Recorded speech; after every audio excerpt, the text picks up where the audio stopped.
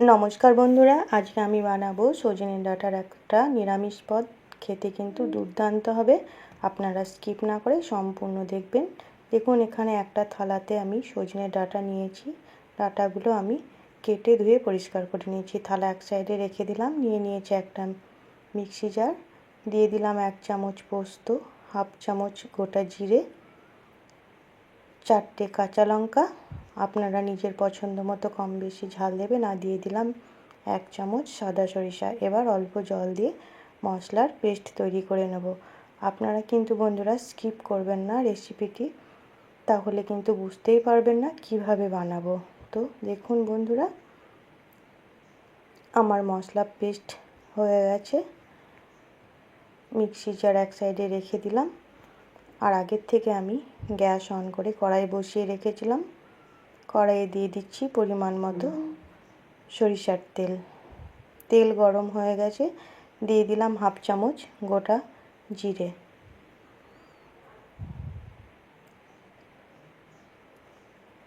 খুন্তি দিয়ে নেড়ে দিলাম।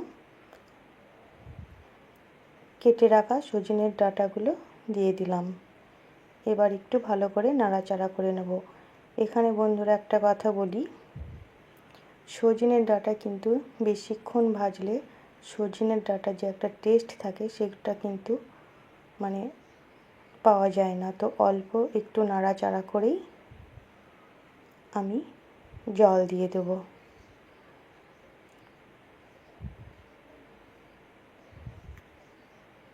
দেখুন, আমি জল দিয়ে দিলাম অল্প পরিমাণ। দিয়ে দিলাম স্বাদ মতো লবণ আর অল্প পরিমাণ হলুদ গুঁড়ো। আবারও একসঙ্গে ভালো করে নাড়াচাড়া করে দেব। এই রেসিপিটি বন্ধুরা কিন্তু গরম গরম ভাতের সঙ্গে খেতে দুর্দান্ত লাগে। আপনারা অবশ্যই একবার বানাবেন এই প্রসেসে, দেখবেন খুব ভালো লাগবে।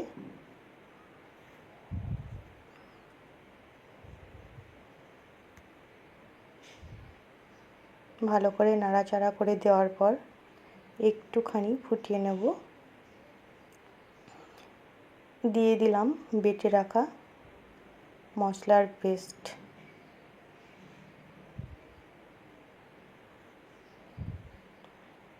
ওই মিক্সি জারে আরও একটু জল দিয়ে সেটাও আমি দিয়ে দিলাম। আবারও একসঙ্গে ভালো করে নাড়াচাড়া করে দেব।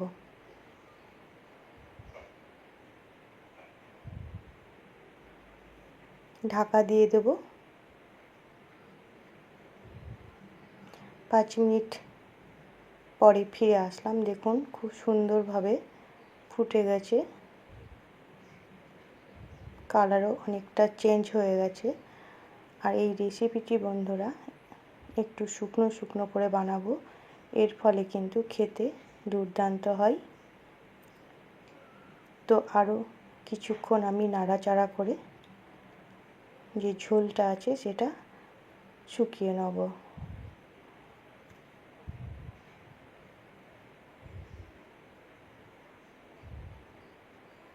স্বাদের জন্য দিয়ে দেব সামান্য পরিমাণ চিনি। এখানে চিনিটা আমার গুঁড়ো করা ছিল।